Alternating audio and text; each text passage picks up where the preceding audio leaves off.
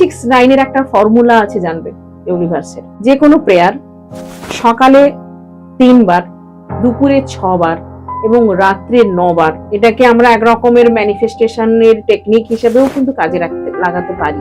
মানে এটা কোথায় বলতে হবে, মানে ঠাকুরের কাছে প্রেয়ার করো? হ্যাঁ, তুমি ঠাকুরের কাছে বলবে কি তুমি নিজের সবসময় যে তুমি দুপুরবেলা ঠাকুরের কাছে যেতে পারবে তারও তো কোনো মানে, ঠাকুর কোথায় নেই, ইউনিভার্স তোমার ভাইব্রেশন তো সবসময় যাচ্ছে, সর্বত্র বিরাজমান। এই স্টুডিওতে আমরা বসে আছি, আমাদের এখানে কত এঞ্জেল আছে, তাই না? তাদের যখন যেখানেই স্মরণ করবে তারা সেখানে। পিতৃদোষ বা ওই অ্যানসেস্টরদের যে দোষগুলো অনেকের চার্টে থাকে, এইটা কিভাবে এফেক্ট করে?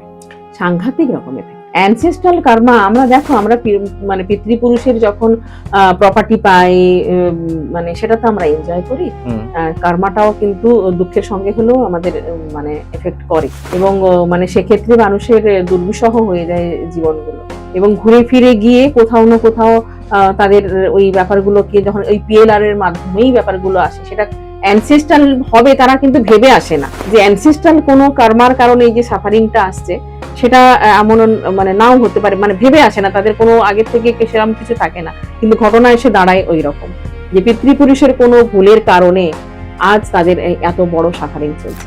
মানুষ কথায় কথায় কি twin flame, twin flame, twin flame এত সোজা না। টুইন ফ্লেম মানে কি এবং টুইন ফ্লেমটা কখন কেন হয় সেটা বিশেষ একটা পদ্ধতি, এবং লাখে কোটিতে হয়তো একটা সোল হয়। আর এখন যেটা মানে একটা ঠিক ঢেউয়ের মতো সবাই ভাবে আমার টুইন ফ্লেম, আরে সেটা তোমার কার্মিক টান, সেই কার্মিক টানের জন্য তোমাকে সোলের সঙ্গে তুমি অ্যাটাচমেন্ট ফিল করছো, এবং তাদের মধ্যে মানে ঢুকিয়ে দেওয়া হচ্ছে যে এটা তোমার সঙ্গে টুইন ফ্লেম কানেকশন, আর সেই কানেকশনটা থেকে বদ্ধ মূল করে বসে আছে আমার সঙ্গে তো টুইন ফ্লেম কানেকশন, কোনো না কোনো বাড়তে আমাদের ইউনিয়ন হবে, কিন্তু একদম ভুল। সেই কানেকশনটা এলো বেরোলো শুদ্ধ একদমই কার্মিক কানেকশন, কোথাও সেখানে কোনো টুইন ফ্লেমের কোনো মানে নামগন্ধও নেই। তাকে সেইভাবে মোল্ড করা হয়েছে, এবং তার মাইন্ড প্রোগ্রামিংটা যে লেভেলের হয়ে গেছে যে সে মানে আর কিছু বেরোতেই পারছে না সেই জায়গা থেকে, যে হ্যাঁ আমার সঙ্গে ওই ভদ্রলোক, অথচ সেটা কিন্তু একটা এক্সট্রা ম্যাটেরিয়াল অ্যাফেয়ার বলা চলে, সেটা ক্রাইমের পর্যায়ে পড়ে। আচ্ছা, সেটাকে তার কাছে এক্সপ্লেনেশন আসছে, সে টুইন ফ্লেম জার্নিতে আছে, সে তো মানে ওই ব্যাপারটাকে নিয়ে সে সাংঘাতিক পজিশন। টুইন ফ্লেম জার্নিতে এত সোজা নয়। টুইন ফ্লেম জার্নি একটা হয়, সেটা বললাম না, লাখে কোটিতে হয়তো একটা সোলকে ওইভাবে ডিভাইড করা হয়, যার মেল পার্ট একটা শরীরে থাকে, ফিমেল পার্ট একটা শরীরে থাকে।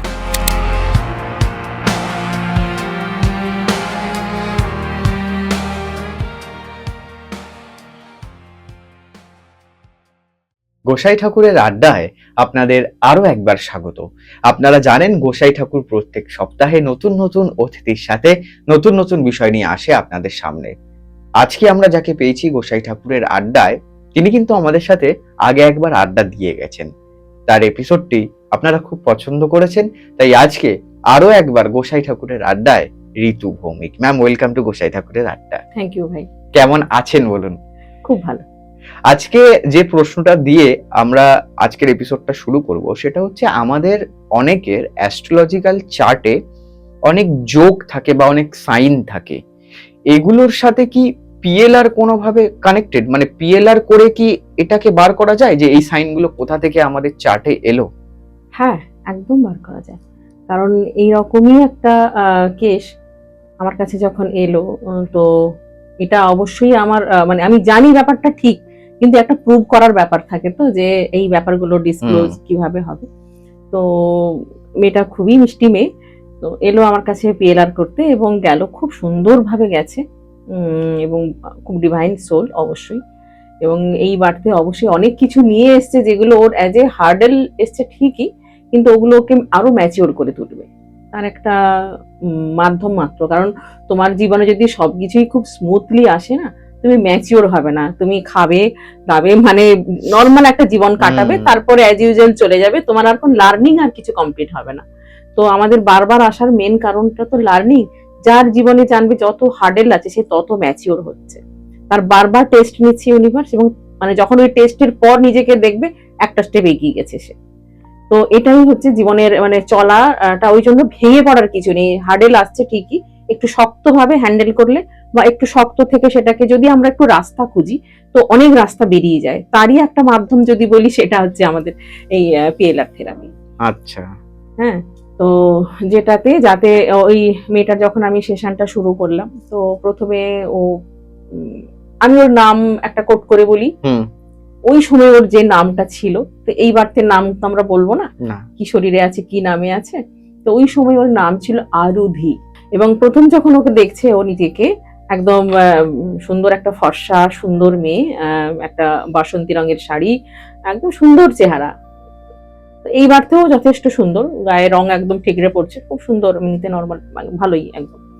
তো তারপর ওখান থেকে যখন ওই সিনটার পর ফার্স্ট এটার পর ওকে যখন নিয়ে যাওয়া হলো, চলো তোমার বাড়িতে, দেখো কোথায়, ও একটা ছোট বাড়িতে গিয়ে ঢুকলো, মাটির বাড়ি, মিডিয়াম মতো, এবং সেখানে অনেক মঙ্ক আছে, তারা বুদ্ধিস্ট মঙ্ক। তাদের পোশাকের যা বিবরণ আমি শুনলাম, তার মাধ্যমেই মানে যেটা বোঝা গেল ওনারা কিন্তু বুদ্ধিস্ট মঙ্ক। এবার ওখান থেকে এবার ওকে, তুমি ওখানে তোমার কি রোল, কি করো তুমি ওখানে? বলছে আমি এখানে, আমরা এখানে সাধনা করি, এবং ও বলছে আমি তানপুরা নিয়ে বসছি, মানে ভজন কীর্তন যা হয়, ওদেরও কিছু তো পদ্ধতি থাকে করার, তো ওই ধরনের কাজ করছে। তো তারপরে একটা সময় বাদে আমি যখন জিজ্ঞেস করছি, এবার দেখো নেক্সট তোমার জীবনে কি হচ্ছে, কারণ ওই সময়টা তো যখন যাচ্ছি, বলছে একটা শ্যাওলা পড়া বাড়ি, একদম অনেক পুরনো বাড়ি, ওখানে নিয়ে যাওয়া হচ্ছে আমাকে। কেন যাচ্ছ তুমি ওখানে? বলছে একটা গুপ্ত ঘর আছে, ওখানে নিয়ে যাওয়া হচ্ছে, ওখানেও ও একটা অরেঞ্জ কালারের শাড়ি পরে ওকে নিয়ে যাচ্ছে ওখানে। তো ওখানে নিয়ে যাওয়া যখন হলো, দিয়ে বলে কাকে দেখছি আমি? কাকে দেখছো? দেখো কাকে দেখছো? বলছে বিশুদ্ধানন্দ সরস্বতী। তো আমি বলছি ওখানে উনি বলছে আজ আমার দীক্ষা হবে, মানে ওইখানে উনি আমাকে দিলেন মন্ত্র, না মন্ত্র, হ্যাঁ ওখানে তো একটা মন্ত্র পেলোই, বলে একটা দিয়ে বললো এটা তুমি প্রত্যেকদিন সূর্য ওঠার সময়, ওই সময় তুমি চ্যান্ট করো। মন্ত্রটা এলো এইভাবে। হ্যাঁ, এর আগেও আর একটা পদ্ধতি আছে, সেটাই পরে আসছি। তো আর বলছে একটা আমাকে তরোয়াল দেয়া হলো, ওটা বলছে তোমার নিজের এর জন্য, সেফটির জন্য, ওটা তুমি সঙ্গে রেখো। তুমি তাহলে কি কাজ করো যেটাতে তোমার নিজের সেফটির প্রয়োজন? বলছে ও আমি খুব ছোট বাচ্চাদের পড়াশোনার কাজটা ও দেখে, ছোট পড়ানো আর তাদের ওই তরোয়াল খেলা যে শেখানো হয়, ওই কাজটাও করত। এবং ওটাও এক রকমের, তার সঙ্গে সঙ্গে অবশ্যই যোগ সাধনা, এটা তো ছিলই একটা, ওই রকম একটা সাধন ভজনের পরিবেশে কেউ তো এমনি থাকবে না, অবশ্যই তার ওই মার্গে তার জার্নিও ছিল। এবং অদ্ভুত ব্যাপার, কিছু কিছু জিনিস ও কিন্তু ওকে যখন ও আমার কাছে পিএলআর করার জন্য মানে যোগাযোগ করে, ওই তার কয়েকটা আমি ছোট ছোট গাইডেড মেডিটেশন কিছু ওকে পাঠিয়েছিলাম। এবং তারপরে 2-3 দিন বাদে আমাকে বলছে দিদি আমার সাথে একটু কথা আছে। আমি বলছি ঠিক আছে, তুমি এই সময় কল করো। তো কল করতে বললো দিদি আমার না অনেক কিছু মানে মেডিটেশনের মধ্যে 2-3 দিনের মধ্যে, এত তাড়াতাড়ি তো এক্সপ্লোর হওয়ার কথা নয়, নর্মালি একটু সময় তো লাগে। 2-3 দিনের মধ্যেই বলছে আমি নানা রকম জিনিস কিন্তু আসছে আমার সামনে।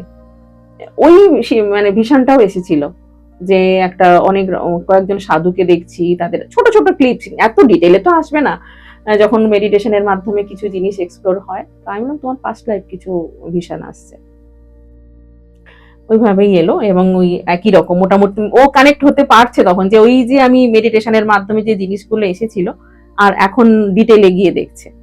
এবার ওর ওখান থেকে বেরিয়ে তারপরে একটা সময় বললাম, ও যেমন ওর কাজ করছে ওইভাবে করতে করতে এবার গেছে একটা জায়গায়, বলছে আমি এটা কাকে দেখছি? কাকে দেখো ভালো করে, আমাদের সাধারণত আইডেন্টিফাই করার জন্য চোখের সাথে আমরা কানেক্টেড করি, চোখের দিকে তাকানো মাত্রই বলছে ইনি তো শঙ্করাচার্য। আমি দেখো ওনার সঙ্গে তোমার কি সম্পর্ক, মানে কি রূপে ছিলেন উনি তোমার জীবনে? অবশ্যই গুরু রূপেই থাকবেন। এবং দিয়ে বলছেন উনি আমার দীক্ষা হচ্ছে এখানে। আমি তুমি কান একদম মন দিয়ে তুমি মন্ত্রটা শোনো। কি মন্ত্র ওটা? তোমার কাছে তোমার এই বার্থেরও তোমার গুরু মন্ত্রই, কারণ এর থেকে আর শক্তিশালী দীক্ষা কি হতে পারে, যেখানে শঙ্করাচার্য নিজে স্বয়ং দীক্ষা দিচ্ছেন।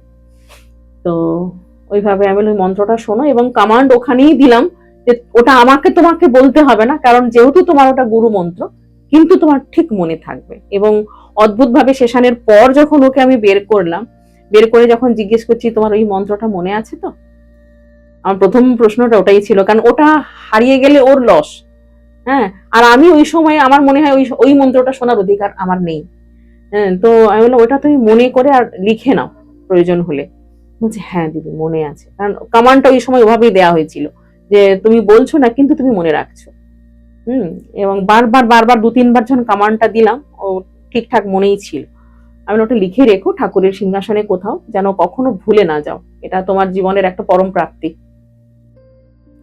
তারপর একটা ছেলেকে ও স্বপ্নে দেখতো, ছেলেটা একটা স্নান করে উঠছে, একজন সাদা বস্ত্র পরিহিত, সুন্দর চেহারা, লম্বা ফর্সা, কোনো ঋষিতুল্য মানুষ, এরকম একটা কিছু অনুভব হতো কোনো ইয়ে। তো যখন আমি ওর ওই ইয়েগুলো নিয়ে ঢুকলাম, সাইনগুলো নিয়ে, হ্যাঁ, তখন ওই জিনিসগুলো কিন্তু কানেক্টেড হলো আবার নতুন করে, যে ওই যিনি স্নান করতে যাকে দেখেছিল, এটা স্বপ্নেও ছিল এবং পিলার সেশনের মাধ্যমেও এলো, ওই কিন্তু আবার নেক্সট বার্থে ওর হাজবেন্ড হয়ে আসছে। ও ওখানে একজন সন্ন্যাসী ছিলেন, কোনো কর্মা কিছু হয়তো ডিজায়ার যাই হোক না কেন, তখনের সময় তো এমন ছিল না যে সাধু সন্ত হলেই তাকে সংসারও ত্যাগ করতে হবে, তারা কিন্তু সংসারের মধ্যে থেকেই সাধন ভজন করতেন। হ্যাঁ, তো সেই জায়গা থেকে হয়তো কোনো ইয়ে ছিল ওই সময়, তো উনি ওনার মানে অ্যাজ এ পার্টনার বলো বা একজন বন্ধু হিসাবে একটা কথাবার্তা, এই ব্যাপারগুলো ছিল। এইবার তো ওই সোল কিন্তু আবার ফিরছে অ্যাজ এ হাজবেন্ড।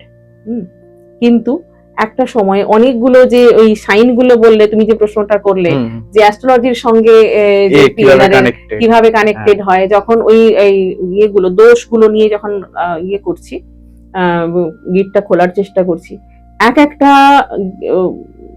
যোগের সঙ্গে এক একটা ঘটনার লিঙ্ক আসছে। আচ্ছা, হ্যাঁ, সেটা সবগুলো যে একই বার্থে তা নয়, অন্য কোনো বার্থ থেকেও এসে 2-3টে ঘটনা তো অন্য বার্থে ছিল, মানে ওই বার্থের সঙ্গে কানেক্টেড নয়।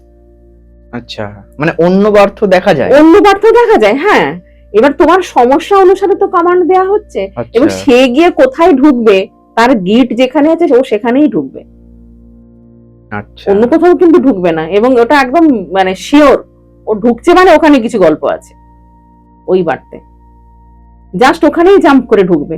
লক্ষ লক্ষ পাস্ট লাইফ, ওভাবে তো হয় না। আমি তো মানে কি বলবো, একটা নৌকো মানে টেনে নিয়ে যাওয়ার দায়িত্বটা আমার, বাকিটা তো যা করছে ইউনিভার্স। এবার যখন ওকে নিয়ে যাওয়া হলো এবং একটা একটা একটা ইয়ে ও দেখছে, যেমন একটা জায়গাতে যেমন ওর না এই বার্থে মানে যে একটা সংযোগ আছে, এটা যখন দেখা হলো, আগে হাজবেন্ডের সঙ্গে যে যোগটা ওটা বলেনি, ওটা এই বার্থের সাথেই কানেক্টেড। আচ্ছা, এই বার্থের সাথে, যেটাতে ও আরুধি নামে ছিল।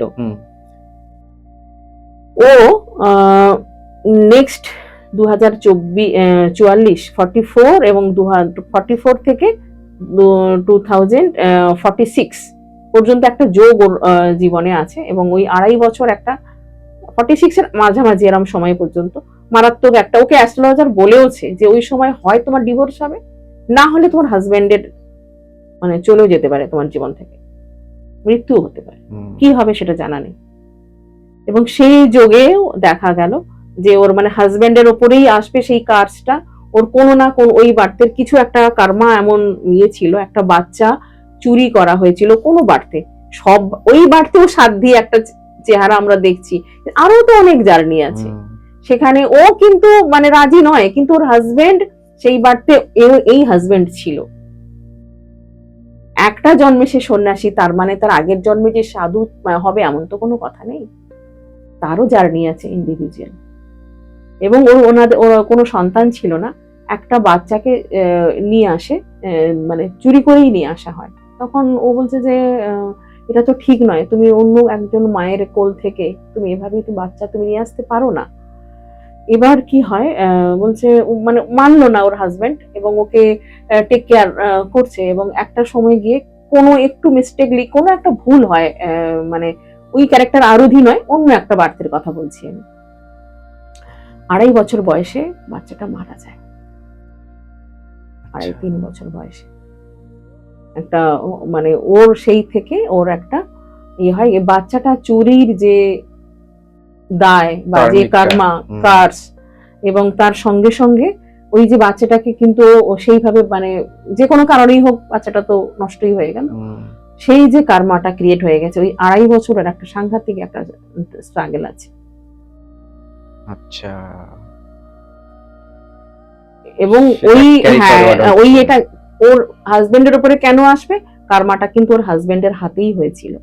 আচ্ছা, সেই জন্য ওর ওইটা কার্মিকটা ক্যারি ফরওয়ার্ড, কার্মিকটা ক্যারি মানে ও হয়ে আসবে স্বাভাবিকভাবে, ওটা আসবে। এবারে যা হয়, এবারে রেমেডি থাকবেই, কিছু এনার্জি হিলিং থাকেই, কারণ পিএলআর দেখা মানে তো হিলিং এর পার্টটাও থাকবে। তো ওইভাবে কিছু হিলিং প্রসেস হলো ওর পেরেন্টস এর কাছে, ওর যে বাচ্চাটার যে মা বাবা তারাও তো একটা বাচ্চাকে মানে হারিয়ে হাহাকার করছে, তাদেরও একটা ইয়ে থাকবে। তো সেই ট্রিটমেন্ট গুলো হলো এবং ওর জন্য হলো যে অনাথ আশ্রমে ওকে রেগুলার একটা ই করতে হবে,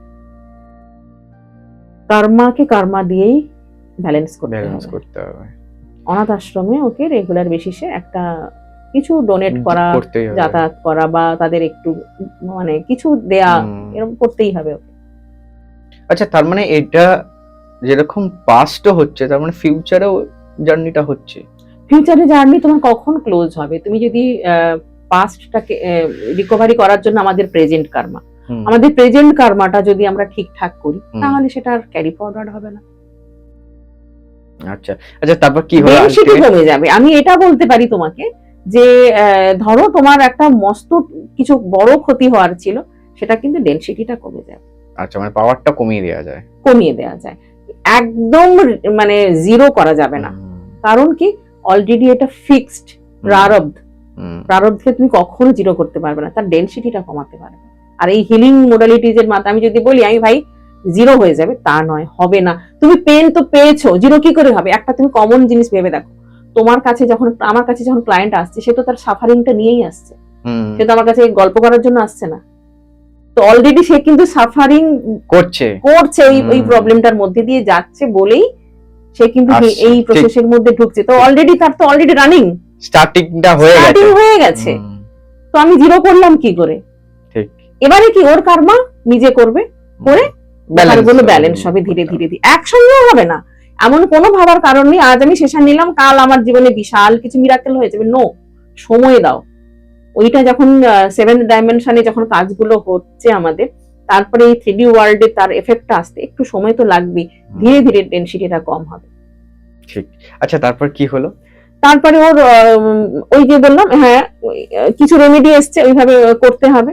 আরো অনেক রকম রেমেডি ছিল, সেগুলো ওকে বলে দেওয়া হয়েছে।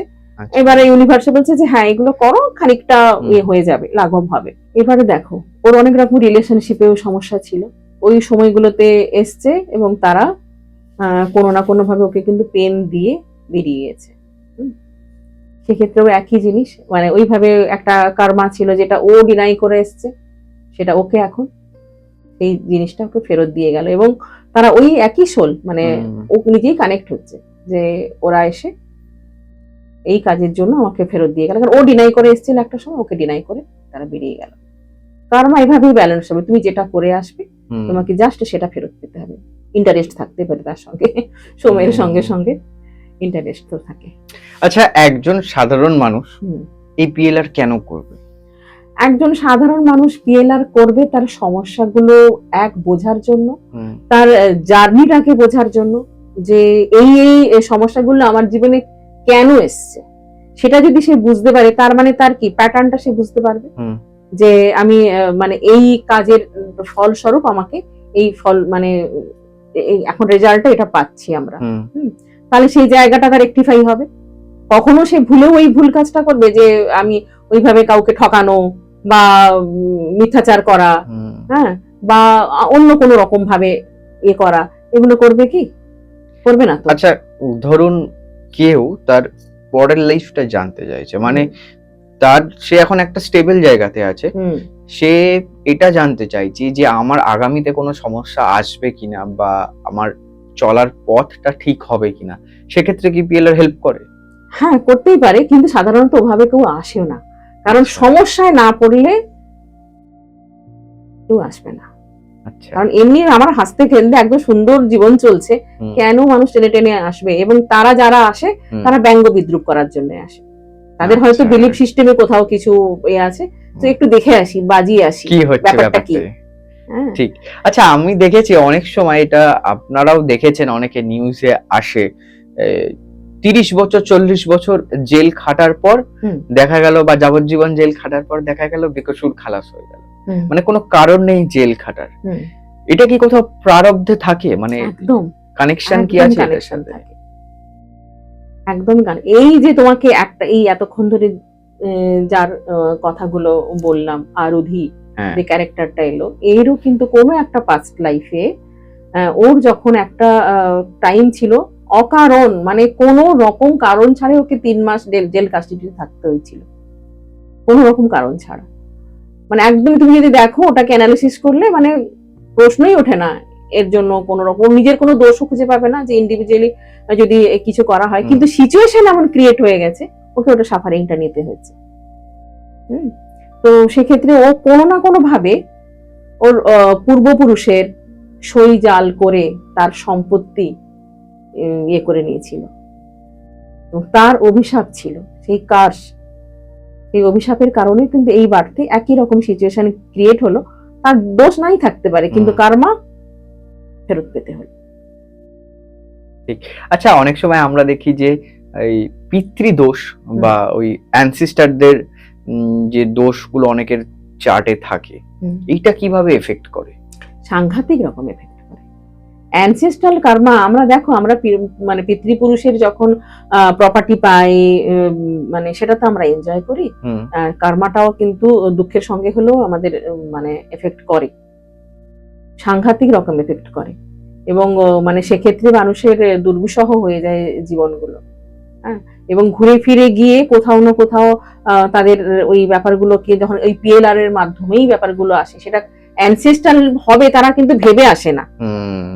হ্যাঁ, যে অ্যানসেস্ট্রাল কোনো কর্মার কারণে এই যে সাফারিংটা আসছে, সেটা এমন মানে নাও হতে পারে, মানে ভেবে আসে না, তাদের কোনো আগের থেকে সেরকম কিছু থাকে না, কিন্তু ঘটনা এসে দাঁড়ায় ওই রকম যে পিতৃপুরুষের কোনো ভুলের কারণে আজ তাদের এত বড় সাফারিং চলছে। হ্যাঁ, এবং এই হিসাবে যদি আমি বলি একটা মানে কেস স্টাডি নিয়ে যদি বলি, তো এক ভদ্রমহিলা, ওনার বাড়িতে নানা রকম নেগেটিভ জিনিসের একটু প্রবলেম আছে, তার সঙ্গে সঙ্গে ওনার সন্তান কি কারণে উনি প্রথমটা বুঝতে পারেননি, সেটার জন্যই পিএলআর এ ওনার আশা। উনি যেতে পারবেন না, ওনার এনার্জি লেভেল পারমিট করছে না দেখে আমি বললাম আপনার হাজব্যান্ডের এনার্জি লেভেলটা চেক করতে দিন, একটা ছবি পাঠান, তো আমি চেক করে দেখছি উনি যেতে পারবেন কিনা। ওনার হাজব্যান্ড যাওয়ার জন্য দেখলাম ঠিকঠাক এনার্জি লেভেল, তাই আমি বললাম উনি যেতে পারেন, ট্রাই করতে পারেন। উনি যখন গেলেন ওনার ছেলে সুইসাইড করেছে, একদম ইয়ং ছেলে। তো স্বাভাবিকভাবেই এখনো ভদ্রমহিলার এজটা একটু বেশির দিকে, ওনারা মানে চাইছেন যে একটা আইভিএফ এর মাধ্যমে যদি আর একটা সন্তান যদি আনা যায় পৃথিবীতে, বাকি জীবনটা তাকে নিয়েই হয়তো কাটানো যাবে। তো সেই জায়গা থেকে যখন পিএলআর সেশনটা করা হলো, তো অ্যানসেস্ট্রাল কার্মা এবং ওনাদেরও কিছু ইন্ডিভিজুয়াল ব্যাপার ছিল। ভদ্রমহিলার বাবা, ফার্স্টে উনি বাবাই ছিলেন, ওনার একজন বুড়ি মানুষ, যার কোনো মানে বিষয় মানে তার কেউ ছিল না, মানে একদম নিঃসন্তান, কেউ তার সহায় সম্বল কেউ ছিল না। তো তার মানে সবকিছু মানে করে নেওয়া, কবজা করে নেওয়া। হ্যাঁ, আর ওই যে একটা কর্মা করে নিয়েছিলেন, তো সেই জায়গা থেকে এই বাড়তে কিন্তু ওনার ওই ভয়ের কার্স ছিল। আচ্ছা, হ্যাঁ, তো ওটা এফেক্ট হচ্ছে কোথাও না কোথাও, যেহেতু উনি বড় সন্তান, ওই কার্সটা কিন্তু ওনার উপরেও কোথাও না কোথাও এফেক্ট হচ্ছে। এবং ওই যে মানে বুড়ি মানুষটা, ওনার সোল এখনো কিন্তু মানে আটকে ছিল এই পৃথিবীতে, এবং তার ভয়ঙ্কর চেহারা, যখন উনি পিএলআর এ গেছেন ওই সোলের সঙ্গে যখন ইন্টারাক্ট হচ্ছে, এবং উনি পরে বলছেন আমাকে, উনি আমাকে কিন্তু প্রথমে বলেন, উনি আবার খুব চাপা মানুষ অদ্ভুত ভাবে। আমি ওর সেশন করার সময় বলছি দাদা আপনি কিছু চেপে রাখবেন না, ডাক্তারের কাছে আর উকিলের কাছে কথা চাপলে কিন্তু ট্রিটমেন্ট হয় না, আপনি যা যা দেখবেন আমার কাছে কিন্তু বলে যাবেন। হ্যাঁ, অনেক কিছু উনি চেপে গেছেন। এবার তারপরে আমাকে যথারীতি আমার কাছে ফোন এসছে যে উনি কিছু জিনিস চেপে গেছেন, আর ওনার অসুবিধে হচ্ছে, এবং ওই এনার্জি তো টানাটানি হয়ে গেছে, মানে এনার্জি বুঝে গেছে, এটা কেউ ওনাকে ট্রেস করে নিয়েছে, ঠিক আছে। উনি ওখানে দেখছেন যে একটা খুব অ্যাংরি সোল, সে রিলিজ হতে চাইছে না, এবং ওনার বাড়িতে এত যে সমস্যা, এর পেছনে কিন্তু ওই এনার্জির হাত আছে, কোনো না কোনো ভাবে এফেক্টেড ওই বাড়িও। আচ্ছা, এবারে তুমি দুম করে তাকে অ্যাজ এ সোল, তাকে তুমি যতক্ষণ না তুমি তাকে বোঝাতে পারছো, কনভিন্স করাতে পারছো, ততক্ষণ কিন্তু এই ধরনের সোল রিলিজ হয় না।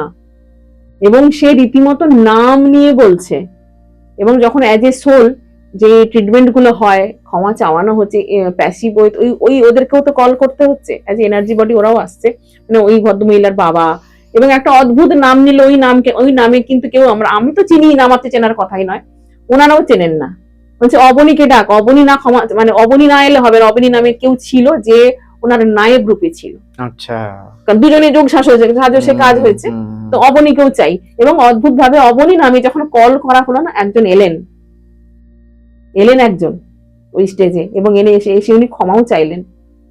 তারপরে অনেক বোঝানোর পর আমি বলছিলাম, কি পেলে তুমি যাবে বলো, তোমার এই পৃথিবীতে তো কোনো কাজ নেই, তুমি কষ্টই পাচ্ছ, দেখো তোমার জন্য গোল্ডেন লাইটও আসছে, এবং তোমার এক্সিট গেট খুলে দেওয়া হচ্ছে, আমাদের এঞ্জেলরা আছেন, ওনারা ব্যবস্থা করছেন, রাজি তো হও যাওয়ার জন্যে, কি পেলে তুমি যাবে বলো। কি চাইলো জানো? একটা পোড়া মাছ, একটা আপেল, একটা সন্দেশ, একটা পার্টিকুলার একটা জায়গা বলে দেওয়া হলো, ওনার বাপের বাড়ির বাস্তুর কোনো একটা বিশেষ জায়গা দেখানো হলো, ওইখানে ওটা ফেলে দিয়ে আসতে হবে।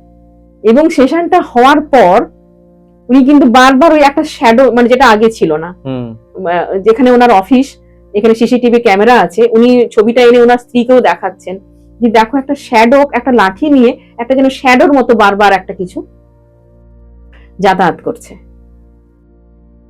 এবং অদ্ভুত ভাবে ওই ঘটনার পর, সেদিন ছিল অমাবস্যা, আমি যখন আপনি যাবেন আমাকে কল করে যাবেন, এমনি যাবেন না। এবার আমি আমার তরফ থেকে যা যা কাজ আমি শিল্ডিং করা ওনাদের প্রোটেকশনটা একটু জন্য করে দিয়েছি। এবারে ওইটা করার পর, এবং সেটা কিন্তু আর আসছেও না, সেই শ্যাডো নেই, মানে ওনারা রেখে দিয়ে এসছেন ওই জায়গাতে। আচ্ছা, এরকম তো এটা কিন্তু আমারও ফার্স্ট এক্সপিরিয়েন্স এইভাবে, যে হ্যাঁ সোলকে অনেক ভাবে আমরা এগ্রি করি, কিন্তু এই ধরনের সিচুয়েশন কখনো সেভাবে আমি পাইনি, যে এটা ইউনিক ব্যাপার। হ্যাঁ, আরো একটা ব্যাপার হয়েছিল, সেটা আরেকজনের পিএনআর এর ক্ষেত্রে, যে অ্যানসেস্ট্রাল একটা ছিল ওনার, মানে জেঠু বারবার আসতে চাইতো ওর কাছে। আচ্ছা আচ্ছা, হ্যাঁ, এবং অদ্ভুত ভাবে ওর দুবার প্রেগন্যান্সিও হয়, এবং সেটা হয় না নয়, অ্যাবর্ট করতে বাধ্য হয়, কারণ বাচ্চারা বড় হয়ে গেছে এই বয়সে, আর মানে কোনো মানে হয় না এগুলো। এবং সেই সোল এতই নাছর বান্ধব আছে, তোর যা হয় হোক, আমি আসবো পৃথিবীতে। তাকেও বহু কষ্টে রাজি করিয়ে সেই সোলকে রিলিজ করা হয়েছিল। মানে এই সোল রিলিজিং প্রসেসটাও, এটাও অ্যানসেস্টার, হ্যাঁ, তার জেঠু ছিল। মানে কেন চাইছে, মানে একটা রিভেঞ্জের ব্যাপার তো ছিলই।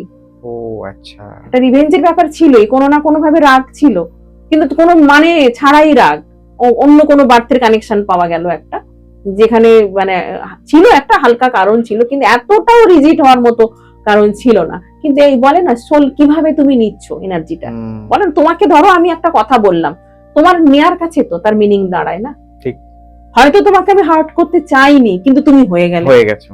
হ্যাঁ, তো সেই জায়গা থেকে কোনো না কোনো ভাবে ওইভাবেই ছিল ভেতরে ব্যাপারগুলো।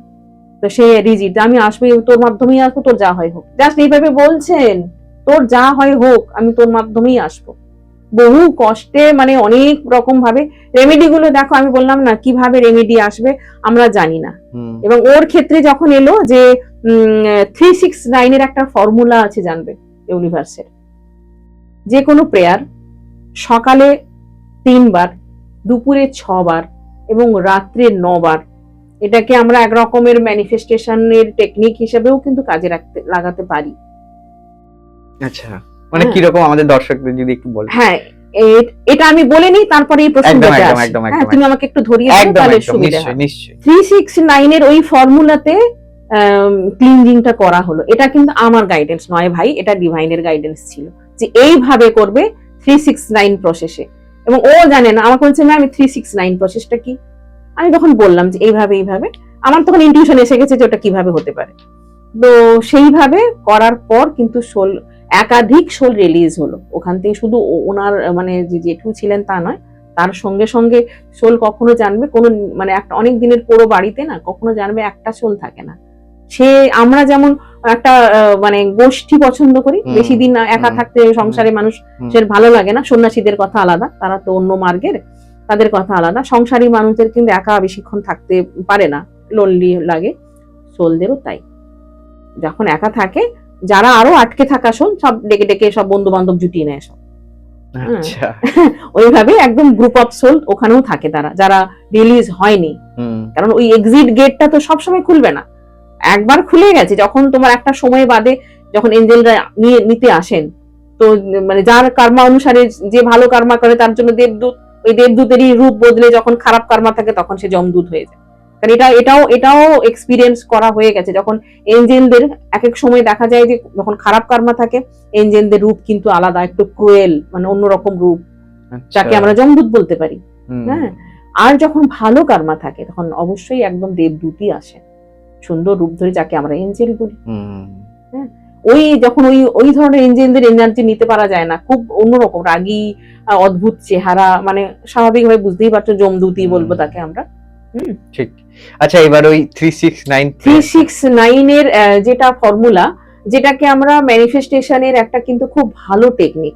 আমরা প্রেয়ার সকালে উঠে যদি আমরা 3 বার, ধর আমি যেটা ম্যানিফেস্ট করতে চাই এই মুহূর্তে সবথেকে বেশি যেটা আমার ম্যানিফেস্টেশন থাকবে, একটা কিছু ধরে নিয়ে করো। হ্যাঁ, সেটা সকালে 3 বার বললে, দুপুরে 6 বার সেই প্রেয়ারটা করবে, রাত্রে 9 বার করবে। আচ্ছা, এটা একটা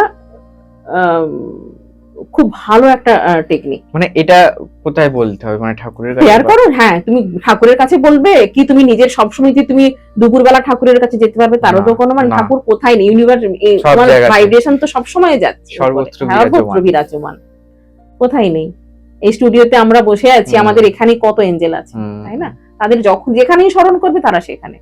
আচ্ছা, আমাদের গোসাই ঠাকুরের আড্ডার দর্শকরা যদি আপনার সাথে যোগাযোগ করতে চায়, স্ক্রিনে তো নাম্বার যাচ্ছে, এই নাম্বারে যোগাযোগ করার কি প্রসিডিওর আছে? আর আপনি অনেকগুলো কোর্স করান বা শেখান, সেই বিষয়ে যদি আমাদের দর্শকদের একটু বলেন। হ্যাঁ, এটা দেখো, আমি এঞ্জেল তো করাই, হ্যাঁ, এঞ্জেলের বেসিক অ্যাডভান্স, আর রেকি আছি অবশ্যই, একদম ফার্স্ট ডিগ্রি থেকে 18 লেভেল গ্র্যান্ড মাস্টারশিপ পর্যন্ত পুরোটাই করানো হয়। এবার সবাই তো আর গ্র্যান্ড মাস্টারশিপ করবে এমন কোনো কথা নেই। আমার ফার্স্ট ডিগ্রি, সেকেন্ড ডিগ্রি এবং রেকির বেসিকটা করলেই কিন্তু অনেকটা মানুষ অনেকটাই নিজের সঙ্গে কমফোর্টেবল হয়ে যেতে পারে এবং নিজের এনার্জিটাকে রেকটিফাই করে নিতে। আর বাকি রইল পিএলআর ট্রেনিং সেশন তো চলেই। তো নানাভাবে মানুষজন জুড়ছে তোমাদের হাত ধরে, দেশ বিদেশ থেকে মানুষ এসে ক্লাসও নিচ্ছেন, এবং এটা আমার খুব একটা কি বলবো, একটা ভালো লাগার জায়গা। ভালো লাগছে সবার সঙ্গে কাজ করতে, স্প্রেড হচ্ছে ব্যাপারটা, একদম স্প্রেড হচ্ছে। এবং আরো একটা জিনিস যেটা, মানে যখন আমরা সেশনের মধ্যেও যখন গাইডেন্স পাই না, অনেক মানুষ কিন্তু ওভাবেও এসে শিখছেন, কারণ তারা ওইখানেই গাইডেন্স পাচ্ছেন যে আমার মেডিটেশন দরকার। একটা মানুষকে আমি বললাম তুমি মেডিটেশন করো বললেই কি আর মানুষ দুম করে বসে কি করবে? সে তো কিছু জানে না, তাকে তো কোথাও একটু গাইডেন্স দিতে হয়। তো সেই জায়গা থেকে মানে দেখো, সাধারণ বেশে কিন্তু অনেক অসাধারণ সোল থাকে, হয়তো তারা এই বাড়তে ওইটা এক্সপিরিয়েন্স করার জন্য এসছে, যে গরিব হওয়াটা কি, বা এই কষ্টগুলো আমি ও নিচ্ছি, মানে এক্সপিরিয়েন্স করছে কেন, তার লার্নিংটা কমপ্লিট করার জন্য। তার মানে তো এমন নয় যে তার সোল লো ডাইমেনশনের সোল। হ্যাঁ, বরং যারা বেশি মানে বিলাস ব্যসনের মধ্যে থেকে সব ভুলে বসে আছে না, তাদেরই কিন্তু ভাইব্রেশনটা দিনে দিনে লো হচ্ছে। হয়তো কোনো পূর্ণ কাজের জন্য এই বাড়তে তারা বিলাসিতা বলো, টাকা পয়সা অনেক কিছুই অ্যাচিভ করতে পারছেন, কিন্তু তার সঙ্গে সঙ্গে যদি স্পিরিচুয়ালিটির হাত না ধরে না, তো একটা সময় বাদে কিন্তু এই পুণ্যকর্মের ভান্ডারটা শেষ হবে, তারপরেই কিন্তু শুরু হবে যত জ্বালা যন্ত্রণা। এবং সেই জ্বালা যন্ত্রণা না পেলে কিন্তু স্পিরিচুয়ালিটির রাস্তাটাও কিন্তু খোলে না। না হলে মানুষ খুঁজবে কেন যে আমি কে, আমার সঙ্গে কেন এই সমস্যা? আমি সুখে থাকলে তো আমি খুঁজতে যাবো না আমার সাথে সমস্যাটা কেন হলো, নাই তো সমস্যাটা খুঁজবো কেন? আসবেই না কেউ। তারা বলবে যুক্তি, তারা করবে লজিক, তারা করবে আর্গুমেন্ট, হ্যাঁ, তারা চাইবে এটা ভুল প্রমাণ করা। তুমি ভুল বললেই তার ভুল হয় না, যে এক্সপিরিয়েন্স করা যাদের ক্ষমতা আছে তারা করছে। সবার জন্য তো আর মানে এটা তো সম্ভব হবে না। প্রত্যেকে জার্নি আলাদা, যে বললাম শেখার জন্য এসছে, যে শিখতে চাইছে সে এগোচ্ছে, আর যে শিখতে না চাইছে সে স্টাক হয়ে আছে। কোনো না কোনো ভাবে তোমাকে স্পিরিচুয়ালিটির মধ্যে থাকতে হবে, সেটা যেভাবেই করো। সে আমরা রেকি এঞ্জেল করলেই হবে এমন কোনো কথা নেই, তোমার অন্য কোনো মার্গও থাকতে পারে। ঠিক। আচ্ছা, এই যোগাযোগ কিভাবে করবে? যোগাযোগ দেখো, আমি আমাকে মেসেজ করলে ভালো হয়, হোয়াটসঅ্যাপ করলে, ওই এই নাম্বারেই আমার হোয়াটসঅ্যাপ আছে, হোয়াটসঅ্যাপ করলে ভালো হয়। আর যদি কেউ কলও করো, আমি মানে ফ্রি থাকলে আমি কলটা তুলতে পারি, না হলে আমি কল ব্যাক করে নিই। আচ্ছা, অনেক সময় আমরা দেখি যে হাজবেন্ড ওয়াইফ দীর্ঘদিন ধরে একসাথে আছে, বহু বছর তারা বৈবাহিক বন্ধনে আবদ্ধ, কিন্তু কোথাও গিয়ে তাদের ঠোকাঠুকি লেগে যায়। বাংলা ভাষায় একদম পাতি ভাষায় বলতে গেলে যে ঠোকাঠুকি লেগে যায়, বনিবনা হচ্ছে না। এটা কি কোথাও তাদের কার্মিককে এফেক্ট করে, বা কোনো প্রারব্ধ কর্মফল এটা? মানে এটা কি, কেন হয় এটা? হ্যাঁ, আচ্ছা দেখো, রিলেশনশিপ দু রকম হয়, তিন রকম হয়। এক হচ্ছে তোমার যেটাকে আমরা বলবো সোলমেট কানেকশন। সোলমেট কানেকশনটা হচ্ছে তোমার পজিটিভ কর্মা ফেরত দিতে আসে। এক হচ্ছে তোমার কার্মিক কানেকশন, কার্মিকের পজিটিভ থাকবে কিন্তু নেগেটিভও থাকবে তার সঙ্গে কিছু। আর একটা আজকের দিনে অনেকেই বলেন twin flame connection.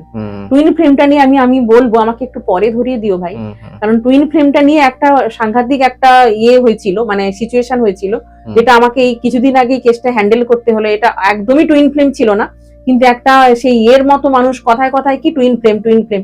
Twin flame এত সোজা না। টুইন ফ্লেম মানে কি এবং টুইন ফ্লেমটা কখন কেন হয় সেটা বিশেষ একটা পদ্ধতি, এবং লাখে কোটিতে হয়তো একটা সোল হয়। আর এখন যেটা মানে একটা ঢেউয়ের মতো সবাই ভাবে আমার টুইন ফ্লেম, আরে সেটা তোমার কার্মিক টান। সেই কার্মিক টানের জন্য তোমাকে সোলের সঙ্গে তুমি অ্যাটাচমেন্ট ফিল করছো, এবং তাদের মধ্যে মানে ঢুকিয়ে দেওয়া হচ্ছে যে এটা তোমার সঙ্গে টুইন ফ্লেম কানেকশন। আর সেই কানেকশনটা থেকে বদ্ধ মূল করে বসে আছে, আমার সঙ্গে তো টুইন ফ্লেম কানেকশন, কোনো না কোনো বাড়তে আমাদের ইউনিয়ন হবে, কিন্তু একদম ভুল। সেই কানেকশনটা এলো বেরোলো শুদ্ধ, একদমই কার্মিক কানেকশন, একদম কার্মিক কানেকশন। কোথাও সেখানে কোনো টুইন ফ্লেমের কোনো মানে নামগন্ধও নেই, অথচ তাকে সেইভাবে মোল্ড করা হয়েছে, এবং তার মাইন্ড প্রোগ্রামিংটা যে লেভেলের হয়ে গেছে যে সে মানে আর কিছু বেরোতেই পারছে না সেই জায়গা থেকে, যে হ্যাঁ আমার সঙ্গে ওই ভদ্রলোকে, অথচ সেটা কিন্তু একটা কি বলবো এক্সট্রা ম্যারিটাল অ্যাফেয়ার বলা চলে, সেটা ক্রাইমের পর্যায়ে পড়ে। আচ্ছা, সেটাকে তার কাছে এক্সপ্লেনেশন আসছে, সে টুইন ফ্লেম জার্নিতে আছে, সে তো মানে ওই ব্যাপারটাকে নিয়ে সে সাংঘাতিক পজিটিভ। এগুলো ঠিক মানে কি বলবো, মানে একটু মনে হয় বুঝে কাজ করা উচিত যারা এইটা নিয়ে কাজ করে। টুইন ফ্লেম জার্নিতে এত সোজা নয়। টুইন ফ্লেম জার্নি একটা হয়, সেটা বললাম না, লাখে কোটিতে হয়তো একটা সোলকে ওইভাবে ডিভাইড করা হয়, যার মেল পার্ট একটা শরীরে থাকে, ফিমেল পার্ট একটা শরীরে থাকে। আচ্ছা, এটা কিভাবে হয়? এটা একটা ওটা মানে আমরা তো লার্নিং নেওয়ার জন্য আসি, এটা একটা কি বলবো, এটা ডিভাইনের এতেই হয় প্রসেসের মাধ্যমে, যে একটা সোলকে একদম পুরো মাঝামাঝি এইভাবে দুটো পার্ট করে দুটো শরীরে পাঠানো হয়। যে আমাদের মধ্যে যেটা শিব শক্তি, আচ্ছা, শিব শক্তির যে আমার মধ্যে ধরো ফিমেল এনার্জিটা বেশি, হ্যাঁ, আমার যদি কাউন্টার পার্ট থাকে তার মধ্যে মেল এনার্জি থাকবে, এবং সেক্ষেত্রে জার্নিটা কিন্তু ডিভাইনের মাধ্যমেই পূরণ হয়। এই রিইউনিয়নের ব্যাপারটা কিন্তু খুব মানে ব্যাপার, কতটা হবে হয়তো একটা বাড়তি, কিন্তু সেখানেও লড়াই ঝগড়াও থাকতে পারে। এবং এটার মানে হচ্ছে সমাধান হচ্ছে তোমাকে ডিভাইন জার্নির মধ্যে ঢুকতে হবে, এবং তোমার যদি কোনো পার্ট মিসিং থাকে সেটাকে তোমাকে এই জার্নির মাধ্যমেই পূরণ করতে হবে। তোমার মধ্যে যে ডেফিসিটটা আছে, দেখতে গেলে আমাদের সবার মধ্যে ডেফিসিট আছে কোনো না কোনো জায়গায়, তাহলে সবসময় কেন টুইন ফ্লেম নিয়ে আমরা ভাববো? কেন ওই ভাবনাটাই যখন হয়ে যাচ্ছে না, ওদের নিজেকে ওরা কন্ট্রোল করতে পারছে না, ওরা একটা সেই ফোবিয়ার মতো, মানে কি ভাবে, আর সেই আগুন দেখলে যেরকম ছুটে বেরিয়ে যায় না পতঙ্গের মতো, ওই ইমোশনটাকে কন্ট্রোল করতে পারছে না। আর যখন কেউ বলে দিচ্ছে, হয়তো সে ঠিক বলুক বা ভুল, যে এটা তোমার টুইন ফ্লেম জার্নি, ব্যাস সেখানে আরোই ঘি পড়ে গেল, পাগলের মতো দৌড়চ্ছে, ও তো আমার টুইন ফ্লেম, ওকে তো আমাকে পেতেই হবে, চাই এ বাড়তে পাই, চাই নেক্সট বাড়তে। কিন্তু টিবিএলআর এর মাধ্যমে দেখা গেল ওসব কিছুই নয়, একদমই কার্মিক প্রবলেম। আচ্ছা আচ্ছা, তাহলে এই হাজবেন্ড ওয়াইফের এই যে ঝামেলাটা হয় অনেক সময় দেখা যায়, হাজবেন্ড ওয়াইফের ক্ষেত্রেও তাই, হাজবেন্ড ওয়াইফের ক্ষেত্রেও ওই যে বললাম তিনটে এক হচ্ছে কার্মিক প্রবলেমটা বেশি আসে, কারণ মানে ওই যে বলে না 7 জন্মের সম্পর্ক, 7 জন্ম কিন্তু সত্যিই বলছি 7 জন্ম ওইভাবে হয় না, কোনো না কোনো রূপে সোল থাকবে। এটা আমি বলছি না যে 7 জন্ম সম্পর্ক একদমই থাকবে না, কিন্তু হাজবেন্ড রূপে থাকবে এমন কোনো কথা নেই। এক জন্ম সামলানোই ভারী পড়ে যায় মানুষের, আবার 7 জন্ম, চারটিখানি ব্যাপার।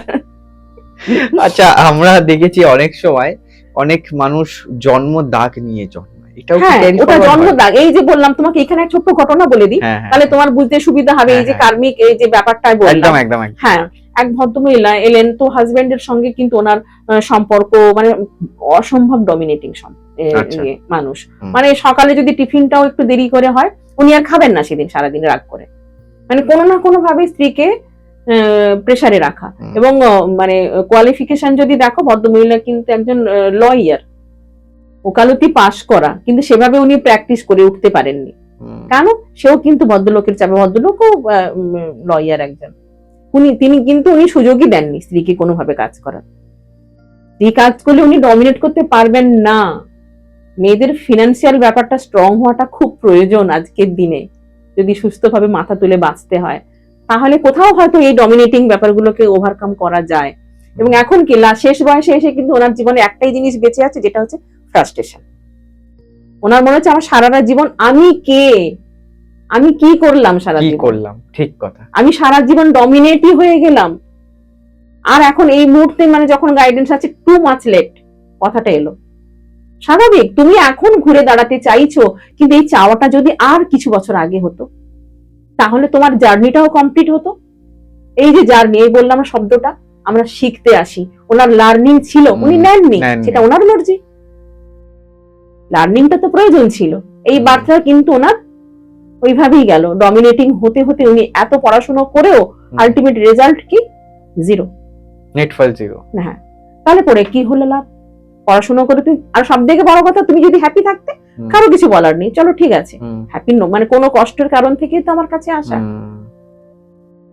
সেই জায়গা থেকে ওই হাজবেন্ডের ওই কার্মিকে, এবং এলেও ঘটনা সেইভাবে, মানে একটা রাজ্যে রাজা হাজবেন্ড ছিলেন, আর উনি ছিলেন অবশ্যই প্রাসাদের যেসব দাসীরা থাকে, আচ্ছা আচ্ছা, কিন্তু মানে একটু সুন্দরী দাসীদের দিকে কিন্তু রাজার নজর থাকতো। এটা ওই সময় একটা স্বাভাবিক ব্যাপার ছিল। এবং রানী যিনি ছিলেন, রানীদেরও তো টেক কেয়ার করার মানুষজন থাকতেন, এবং ওনার বাচ্চাটার দেখভাল করতেন এই ভদ্রমহিলা। আচ্ছা। এবং স্বাভাবিক ওনার সাথে বাচ্চাটার বন্ডিংটাও খুব ভালো ছিল। এবং ওই মেয়ে এই বাড়তে ওনারই মেয়ে। আচ্ছা, মানে ওই বাচ্চাটাই এনার মেয়ে হয়েছে এইবার? হ্যাঁ, মেয়ে হয়ে এসছে। আর হাজবেন্ড তো রাজা ছিল, সে বাবা ছিল, এই বাড়তেও বাবা। এবং খুব রাগী মানুষ, ওখানেও উনি রাগী মানুষ ছিলেন, এই বাড়তেও রাগী মানুষ। ওই বাড়তে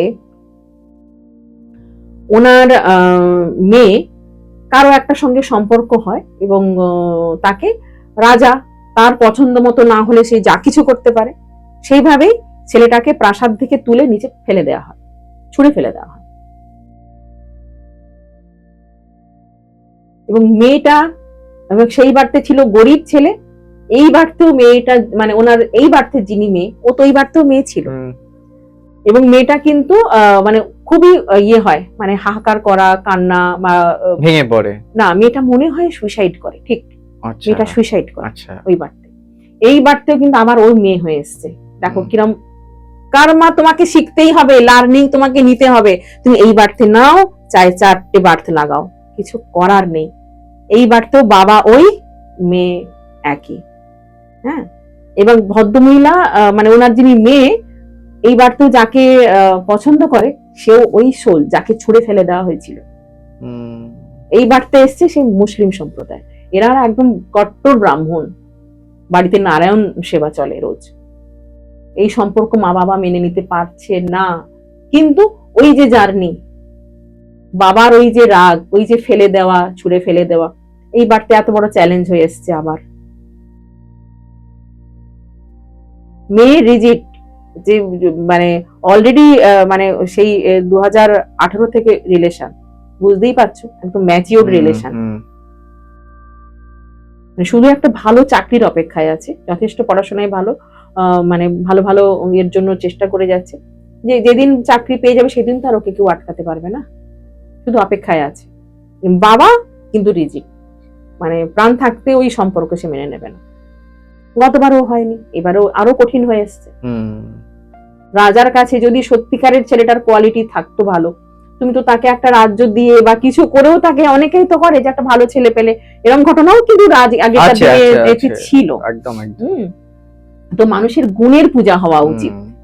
এই লার্নিং তো কিছু আছে যে মানুষের গুণের পূজা করো, সে কোন সম্প্রদায়, তার শরীরেও কাটলেও লালই রক্ত বেরোবে, কিন্তু সংস্কার থেকে মানুষ বেরোতে পারে না। ঠিক ওই যে ইয়ে ছিলেন উনি, মানে দাসী ছিলেন, দাসীর দিকেও কিন্তু মানে রাজার নজর ছিল। আচ্ছা, বললাম না? হ্যাঁ হ্যাঁ হ্যাঁ।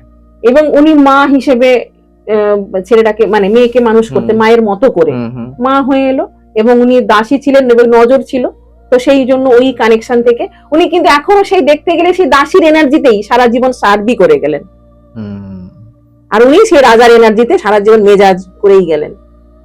হ্যাঁ, এবং যিনি রানী যিনি, উনি কিন্তু এবারে এসছেন যা হয়ে, বড় যা। আচ্ছা। এবং যা, উনি প্রফেশনালি একজন ডক্টর, কিন্তু নানা রকম নেগেটিভ কাজকর্মের সঙ্গে জড়িত, এবং তন্ত্রের নেগেটিভ প্রয়োগও উনি করিয়েছেন। এবং বাড়ির এনার্জি যখন চেক করা হলো, ঠিক ঠিক করছে কালো এনার্জি পুরো বাড়িটার মধ্যে, সেটাও কিন্তু চেক করা যায় পিএলআর এর মাধ্যমে। ও আচ্ছা, মানে বাড়ির এনার্জি চেক করা যায়? একদম, বাস্তুর এনার্জি, বাড়ির এনার্জি সবটাই কিন্তু চেক করা যায় পিএলআর এর মাধ্যমে। আচ্ছা, প্রত্যেকটা রেমেডিও এলো, বাড়ির কোন জায়গায় এনার্জি, আমি বললাম এই এই জায়গাগুলো দেখুন, কেন আসছে, বলছেন এই জায়গাগুলো তো পরিষ্কার, কোনো কিছু তো নেই, তাহলে ওই কালো এনার্জিটা কোত্থেকে এলো? তার জন্য কিছু রেমেডি পার্ট এলো, যে এইগুলো করতে হবে, বলা হয়েছে ওনাকে সেই মতো করে। ওইগুলো করবেন উনি রেগুলার বেসিসে, ধীরে ধীরে ডেনসিটিটা কম হবে, কারণ কোনো না কোনো ভাবে এটা হয় তো। এবং রানীর কেন রাগ, রানীর কিসের জন্য রাগ, যে অভিশাপ, আবার অভিশাপ, যে তুই আমার হাজবেন্ডকেও নিয়ে নিয়েছিস, আমার সন্তানকেও কেড়ে নিয়েছিস, তোর কখনো ভালো হবে না, তুই সুখী হতে পারবি না। এই বার্তে দেখো, মেয়ের দিক থেকেও একটা ওনার কষ্ট আছে, মা হিসেবে না, মেয়েকে ফেলাটা তো অত সহজ নয়, আর মেয়ের ওই কাজটা উনি মেনে নিতে পারছেন না। আর বাবা তো অমনি হাজবেন্ড হিসেবে যিনি এসেছেন, তো ওই রকমই। তো ওনার কষ্টটা দেখো, এটাকে কি বলবে, কার্মিক বলবে না কি বলবে? তাহলে কার্মিকই তো, সম্পূর্ণরূপে কার্মিক। না ওনার কেরিয়ার হলো, না সংসারটা উনি সার্ভই করে গেলেন। এনার্জি শুধু দেখো, যদি এনার্জি কথা বলে সর্বত্র, উনিও সেই রাজার এনার্জি, ইনিও দাসীর এনার্জি। আর মেয়ে তো এসছেই মানে এ করার জন্য, কারণ ও চলে গেছিল। আর আমি বললাম ওটাও এলো যে ওকে আটকানো যাবে না, কারণ ওর লাস্ট বার থেকে যে ডিজায়ার, ওটা কিন্তু দুজনেরই ইয়ে হয়নি, ফুলফিল হয়নি, আরো ইন্টেন্স হয়ে এসছে, ওদের আটকানো যাবে না, ওরা যেভাবেই হোক এক হবেই।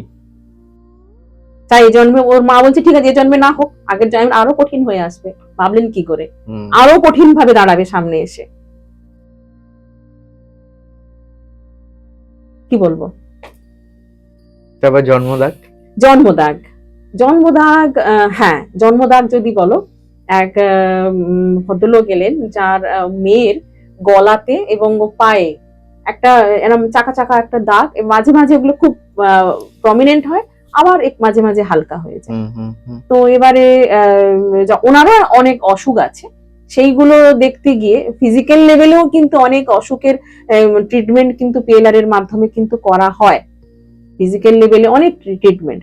তো ওনার যেটা হলো, ওনার পায়ে মানে সেই হয় না, সেই হাতির মতো মোটা হয়ে গেছে পা গুলো, তো ওই ধরনের একটা অসুখ। তো 2.5 বছর বয়স থেকে, এবং মেয়েও ছোটবেলা থেকে একটা ওই পায়ের কিছুটা জেনেটিক ব্যাপারও ওনার মধ্যে হয়েছে। তো এবারে যেটা হয়েছে, যে মেয়েটার ওই চাকা চাকা যে দাগ, জন্ম দাগ যেটা এসছে, তারপরে এই অসুখের প্রসঙ্গে আসছি। আগে জন্ম দাগটা নিয়ে বলছি। জন্ম দাগটা হচ্ছে ওর যে বাবা, লাস্ট বার্থে ওর বাবাই ছিল, এবং সে একটা বড় ফ্যাক্টরির মালিক, মানুষজনকে পয়সা 2 মাসের বেতন বাকি, এবং সেই অহংকারের আওয়াজটাও তার, বলছে কাজ করে না, এরকম টোনটাও কিরম, কাজ করে না, বসে বসে পয়সা নেয়। হ্যাঁ, তো দেবো না, এদের মায়না দেবো না। এই বসে আছে, দেখো বসে আছে, মানে এরকম ভাবে বলছে কথাগুলো। আর অ্যাটিটিউডটাও একদমই ওইরকম, বডি ল্যাঙ্গুয়েজ, কথার থ্রোয়িং গুলো সেই রকম হচ্ছে। তারপরে হয়েছে যে সবাই এসে ঘেরাও করে নিয়েছে যে পুলিশ ডাকতে হবে, এদেরকে পিটিয়ে তাড়াতে হবে। তো কি করে হলো, এবার কি হলো শেষমেশ, না পুলিশ এলো, পুলিশ মারলো, মেরে সবাইকে ভাগিয়ে দিয়েছে। হ্যাঁ, মানে অ্যাটিটিউডটা দেখো, মানে ওই লেভেলে গিয়ে। তো তারপর কি হলো, না দুটোকে তো গায়েব করে দিয়েছি। তখন আমি বলছি, কিভাবে গায়েব করলেন? গঙ্গায় ফেলে দিয়েছি মেরে, লোক দিয়ে। আমার কি টাকার অভাব? অহংকার। হ্যাঁ, তো এদের কি হবে, এটা যে দেবো না টাকা, কেন দেবো, কাজ করে না, টাকা চাইছি। তারপরে পুলিশ দিয়ে আপনি কি করলেন ওদেরকে? না মেরে তাড়িয়ে দিয়েছি সবকটাকে। তারপর এটা তো গেল একদম এক্সট্রিম লেভেলে, তখন চলে গেছে সেশনটা আমাদের। দিয়ে বলছে আমার হঠাৎ সেশনের মধ্যেই বলছে, আমার বাঁ দিকটা কেন এত ব্যথা করছে, বাঁ দিকটা কেন ব্যথা করছে, আমার একটু অস্বস্তি লাগছে, আমার জিভটা কেমন হচ্ছে। ওই সিচুয়েশনে ওনার কিন্তু সেরিব্রাল হয়েছে।